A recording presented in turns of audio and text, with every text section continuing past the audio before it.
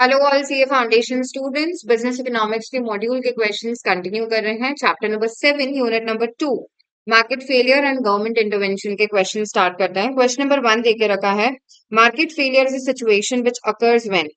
कब अकर होगी market failure? जब हमारा मार्केट फेल होता है इन अलोकेटिंग रिसोर्सेस एफिशिएंटली। ठीक है, that is the situation of market failure. Option A है private goods are not sufficiently provided by the market. B है public goods are not sufficiently provided by public sector. बेटा it's not specific to कि public goods public sector provide नहीं कर रहा है, private goods market provide नहीं कर रहा है। It is a general situation जहां पे पब्लिक और private sector have failed to allocate the resources in a proper manner. की है the market fails to form or allocate resources efficiently. ये ऑप्शन बिल्कुल सही है। Market has failed to allocate the resources efficiently. Question number 2 है, which of the following is an example of market failure? Option A, prices of goods tend to rise because of shortages. Prices अगर बढ़ रही हैं shortage की वजह से, तो क्या मार्केट फेल हुआ है इसमें? Not exactly. बी है merit goods are not sufficiently produced and supply. B looks correct. बेटा प्राइसेस की बातें नहीं हो रही है यहाँ पे, मेनली बात हो रही है अबाउट द गुड्स। किस तरह से आप रिसोर्सेज अलोकेट कर रहे हो to produce a particular good. कोई गुड अगर अंडर प्रोड्यूस हो रहा है, ओवर प्रोड्यूस हो रहा है, तो उसमें मार्केट फेलियर होगा। तो मेरिट गुड्स अगर सफिशिएंटली प्रोड्यूस नहीं हो रहे हैं, तो that is a situation of market failure. C है price falls leading to a fall in profits and closure of firms. Prices अगर गिर रही हैं due to fall in profits, तो this is not basically market failure, indicator नहीं है ये market failure का। ओके, थर्ड वाला है which of the following is an outcome of market power. Market power किससे इंडिकेट हो रहा है, मतलब समझ रहे हो, मोनोपोली वाली सिचुएशन। ए है market price equals to marginal cost and produce a positive external benefit. नहीं, एक्सटर्नल बेनिफिट नहीं प्रोड्यूस होता है मार्केट पावर की वजह से। ठीक है। B can cause markets to be efficient due to reduction in cost. Market power monopoly में कॉस्ट रिड्यूस होने की वजह से मार्केट्स एफिशिएंटली परफॉर्म कर रहे हैं, ऐसा नहीं होता है। इनएफिशिएंट परफॉर्मेंस जरूर आएगा। थर्ड है, मतलब सी ऑप्शन देके रखा है, makes the firm price makers and restrict output so as to make allocation inefficient. Absolutely correct यार, मार्केट पावर है अगर किसी पर्सन के पास, मोनोपोली पावर है, तो वो प्राइस मेकर हो जाता है और इस वजह से मार्केट के रिसोर्सेज प्रॉपर्ली एलोकेट नहीं होंगे। ऑप्शन सी सही है। क्वेश्चन नंबर 4 है, markets do not exist for goods which have positive externalities for pure public goods. बेटा जनरली प्योर पब्लिक गुड का मार्केट एग्जिस्ट नहीं करते, डायरेक्ट लाइन देके रखी है तुम्हारे मॉड्यूल में। क्वेश्चन नंबर 5 है, which of the following is the right argument for provision of public good by government? Government को क्यों इंटरवीन करना चाहिए पब्लिक गुड प्रोड्यूस करने के लिए? Because government have huge resources, this is the reason? नहीं, this is not the reason. C government intervention इसलिए जरूरी है क्योंकि शायद प्राइवेट वाले इतने सफिशिएंट क्वांटिटी में पब्लिक गुड्स प्रोड्यूस नहीं करेंगे। Public goods will never cause any type of externality, ये भी गलत है। Markets are unlikely to produce sufficient quantity of public goods. C looks correct. Option C सही है। क्वेश्चन नंबर 6 पर आ जाते हैं, adequate amount of pure public good will not be provided by private market because of. क्यों provide नहीं किया जाता है एडिक्वेट अमाउंट में public good, pure public good specially? Because of the possibility of free riding. पहला ही option सही लग रहा है। The existence of very low prices and low profits, नहीं ये तो गलत है। Governments would any way produce them, ये भी गलत है यार। अगर प्राइवेटली प्रोड्यूस हो सकता है तो गवर्नमेंट क्यों इंटरफेयर करेगी? There are restrictions as well as taxes in production of public goods, ये भी गलत है। Okay, correct is option A. Question number 7, the free rider problem arises because of। This is a good question. Free rider problem समझ रहे हो? Free rider refers to situation जहाँ पे कोई गुड क्योंकि इतना इजीली मिल जाता है आप दूसरों को एक्सक्लूड नहीं कर सकते। जनरली पब्लिक गुड्स के केस में ये प्रॉब्लम होती है ना, कि जनरली ऐसे गुड्स का अंडर प्रोडक्शन ही होगा, right? These goods suffer from the problem of, because आपको ऐसे गुड्स फ्रीली मिल रहे हैं, तो दैट इज व्हाई जनरली ये अंडर प्रोड्यूस होंगे अगर मार्केट सिचुएशन की बात करें तो। It arises because of ability of participants to produce goods at zero marginal cost. नहीं, ऐसा तो नहीं है कि मार्जिनल कॉस्ट नहीं लगेगी इन गुड्स को बनाने में। Marginal benefit can not be calculated due to externalities present, ये भी गलत है। मार्जिनल बेनिफिट हम कैलकुलेट तो कर ही सकते हैं। The good service the good और service is non excludable. Free rider problem इसीलिए आती है क्योंकि आप अगर लोगों को एक्सक्लूड नहीं कर पा रहे हो तो there are many people using that particular good and that is why the good will be under produced. Option C सही है। Question number 8, a chemical factory has full information regarding the risk of a product but continues to sell it. This is possible because of, क्योंकि एक chemical factory को पूरा information है किसी product के बारे में फिर भी वो उसको सेल करना कंटिन्यू कर रहा है, ये पॉसिबल है ड्यू टू एसिमेट्रिक इंफॉर्मेशन। पहला ही ऑप्शन सही है क्योंकि अगर बायर को कम इंफॉर्मेशन है और सेलर को ज्यादा इंफॉर्मेशन है और सेलर वो इंफॉर्मेशन बायर को नहीं दे रहा है तो this will be a problem. Ninth question है, if an individual tends to drive his car in a dangerously high speed because he has a comprehensive insurance cover. It is a clear case of, बेटा वो बहुत ही dangerously drive कर रहा है कोई अपनी car क्योंकि उसका कवर है, इंश्योरेंस कवर है। तो बेटा आप अपना गलत एक्ट का कॉस्ट शिफ्ट कर रहे हो किसी और पे। This is situation of moral hazard. Option B is correct. Question number 10, smoking in public is a case of, beta public places पे smoking. Smoking is a consumption activity that is having a negative effect. That is why it's a negative consumption externality. Option A. Question number 11. Read the following statement. The market-based approaches to control externalities operate through price mechanism. Absolutely correct यार। अगर अपन externality control करना चाहते हैं तो अपने को price mechanism के through चलना पड़ेगा। बेसिकली जो भी कॉस्ट सोसाइटी को इनकर करनी पड़ रही है वो हम अगर अपनी कॉस्ट में, प्राइवेट कॉस्ट में इंक्लूड करें तो वो ऑटोमेटिकली सही इक्विलिब्रियम देगा या सही लेवल ऑफ प्रोडक्शन होगा या सप्लाई होगा किसी गुड का। तो पहला स्टेटमेंट तो सही लग रहा है। When externalities are present the welfare loss would be eliminated. अगर एक्सटर्नलिटीज प्रेजेंट है तो वेलफेयर का लॉस एलिमिनेट हो जाएगा क्या?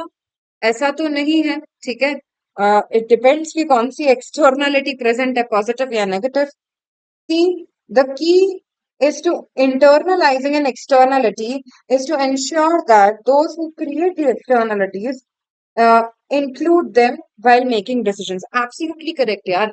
अगर मैं नेगेटिव एक्सटर्नलिटी जनरेट कर रही हूँ तो मैं उसे कंसिडर करूँ while my decisions are being taken. Third statement बिल्कुल सही है। First and third are correct, that is why correct option is option D. Question number 12, which of the following statement is false? Tradable permits provide incentive to innovate and reduce negative externality. ये तो बिल्कुल सही statement है कि tradable permits आपको motivate करेंगे कि आप ज्यादा अच्छी टेक्नोलॉजी यूज करो। B, a subsidy on a good which has substantial positive externalities would reduce its cost and consequently its price would be lower. कोई सब्सिडी अगर पॉजिटिव एक्सटर्नलिटी जनरेट कर रहे हैं तो उस प्रोडक्ट पे अगर हम सब्सिडी, पॉजिटिव एक्सटर्नलिटी वाले गुड पे सब्सिडी देंगे तो ऑटोमेटिकली उसकी प्राइस कम हो जाएगी एंड कॉस्ट भी कम हो जाएगी। तो बी ऑप्शन भी बिल्कुल सही स्टेटमेंट है। सी है, substantial negative externalities are involved in the consumption of merit goods.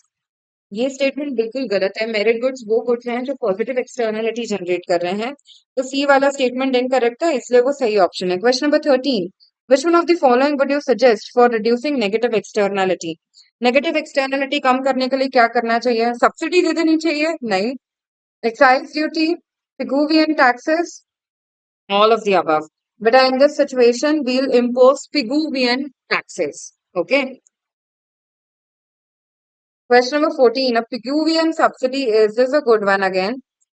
Pigouvian subsidy basically तब चीज जाती है जब कोई गुड पॉजिटिव एक्सटर्नलिटी जनरेट कर रहा है और हम चाहते हैं कि वो गुड ज्यादा प्रोड्यूस हो।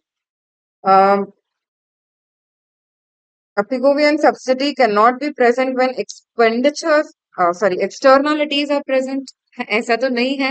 पॉजिटिव एक्सटर्नलिटी प्रेजेंट होनी चाहिए। Is a good solution for negative externality, यहीं से ही रिजेक्ट हो जाता है। Is not measurable in terms of money and therefore not practical in nature, गलत हो गया ये भी। may have production to be socially optimal when positive externalities are present. Absolutely correct यार। सही लेवल ऑफ प्रोडक्शन होना चाहिए ऐसे गुड्स का जो पॉजिटिव एक्सटर्नलिटी जनरेट करते हैं। Correct option is option D.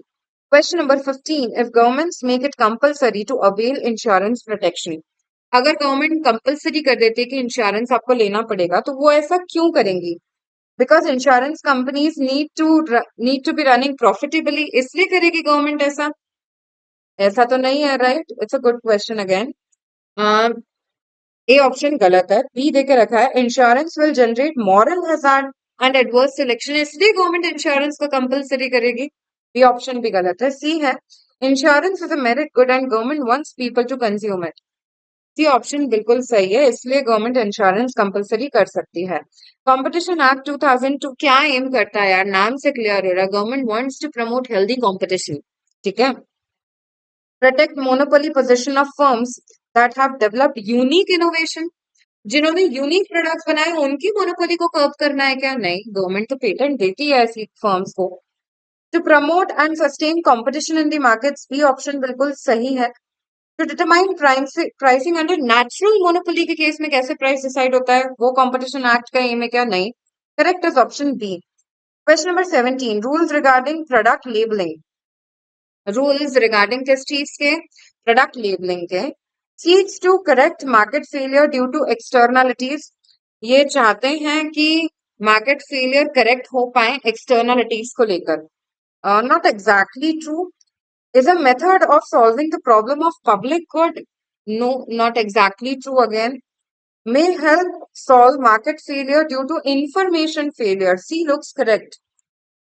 Labelling मतलब क्या यार, प्रोडक्ट पे सारी इंफॉर्मेशन आपको देनी चाहिए। ठीक है, और क्यों देनी चाहिए? ताकि लोगों तक वो इंफॉर्मेशन सही से पहुंच पाए और वो सही डिसीजन ले पाए, उनके साथ कोई गलत डिसीजन ना हो पाए। So that is why they want to help solve market failure due to information failure. ठीक है, option C is correct. Good question again. Question number 18. Identify the correct statement. A minimum support price for agricultural good is a market intervention method to guarantee steady and assured income to farmers. Incorrect बताना है, पहला statement सही दिख रहा है। B देके रखा है, an externality is internalized if the ones that generate the externality incorporate them into their private cost benefit analysis. B option बिल्कुल सही है। ठीक है, मतलब ऑब्वियस सी बात है, अगर आप अपने प्राइवेट कॉस्ट और बेनिफिट में एक्सटर्नलिटी को इंक्लूड कर लेते हो तो डिसीजन मेकिंग बेटर होगा, मार्केट फेलियर कम हो जाएगा। Production and consumption of demerit goods are likely to be less than optimal under free markets. ना, फ्री मार्केट्स में तो जनरली डीमेरिट गुड्स ज्यादा बनेगा। सी वाला गलत लग रहा है। ठीक है, मेरिट गुड्स कम बनते हैं और डीमेरिट गुड्स ज्यादा बनते हैं। सी वाला स्टेटमेंट इनकरेक्ट है, इसलिए वो सही ऑप्शन है, डी है। Compared to pollution tax, cap and trade method is administratively cheap and simple to implement and ensures that pollution is minimized in the cost effective way. Absolutely correct.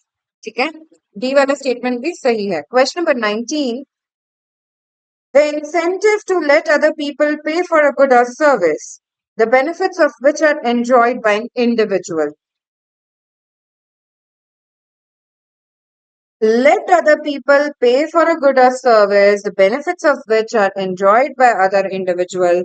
बेटा एक पे कर रहा है जिसकी वजह से दूसरे लोग भी उसके बेनिफिट्स एंजॉय कर रहे हैं, तो बेटा it is case of free riding, this is a free rider problem, option C. Question number 20 है, government subsidy is a market based subsidy, ये तो सही है यार, इसका मार्केट पे इम्पैक्ट आएगा अगर सब्सिडी देगी गवर्नमेंट तो। B involves the government paying part of the cost to the firms to in order to promote the production of goods having positive externality. Absolutely correct यार, गवर्नमेंट एक हिस्सा दे देती है कॉस्ट का, जिसकी वजह से ऐसे गुड्स बन पाते हैं जो पॉजिटिव एक्सटर्नलिटी जनरेट कर रहे हैं। तो बी भी सही है, सी है is generally provided for merit goods, सी भी सही है, तो correct option would B D, all of the above. Question number 21, production and consumption of demerit goods are likely to be more than optimal, but a demerit good generally ज्यादा बनेंगे under free markets. Likely to be more than optimal under free markets, पहला ही option सही है। एक minute, A and सी भी दिख रहा है। Likely to be less than optimal under free markets, B तो गलती है। Likely to be subjected to price intervention by government, demerit goods में जनरली प्राइस इंटरवेंशन कर सकती है क्या गवर्नमेंट? हाँ, बिल्कुल कर सकती है। Correct would be option D. Prices manipulate करने की कोशिश करती है इनके इन गुड्स में government. That is A and C both are correct. Question number 22, the argument for education subsidy is based on कि एजुकेशन इज कॉस्टली। ये तो सही है यार। The ground that education is a merit good, ये भी सही है। Okay, education creates positive externality. बेटा इन सब में से अब बी एंड सी, हमारे पास ए बी सी जैसा ऑप्शन तो है नहीं। एजुकेशन पे सब्सिडी क्यों दे रही है गवर्नमेंट? क्योंकि गवर्नमेंट जानती है कि ये मेरिट गुड है और ये पॉजिटिव एक्सटर्नलिटी जनरेट कर रहा है। दोनों ही स्टेटमेंट्स बिल्कुल सही है, तो B and C both are correct. Correct is option D. Read the following statements. पहला देके रखा है social cost are the total cost incurred by society when a good is consumed और produced. Absolutely correct statement, social cost इसी को बोलते हैं। External cost are not included in firms income statements और consumers decisions. External cost firm के income statement में include नहीं होती, ये स्टेटमेंट भी बिल्कुल सही है। Each firm's cost, which is considered for determining output, would be only private cost or direct cost of production, which does not include external cost. Absolutely correct. Firm की cost में तो केवल उनकी खुद की कॉस्ट ही इंक्लूड होती है। और डी है production and consumption decisions are efficient only when private cost are considered, नहीं when social cost are considered. तो फोर्थ स्टेटमेंट गलत है। पहला, दूसरा और तीसरा स्टेटमेंट सही है, इसलिए correct option would be option B. Coming on to next, 23 तक हो गया है। 24th क्वेश्चन पर आ जाते हैं। 24th क्वेश्चन कह रहा है government failure occurs when. Government failure कब कहा जाएगा? तुमको पता है ना, जब गवर्नमेंट मार्केट फेलियर को करेक्ट करने में फेल हो जाती है तो उसे गवर्नमेंट का फेलियर कहा जाता है। Government fails to implement its election promises, नहीं ये तो गलत है। A government is unable to get re-elected, ये भी गलत है। Government intervention is ineffective and produces fresh and more serious problems. C वाला बिल्कुल सही है। ठीक है, for any queries you can post in the comment.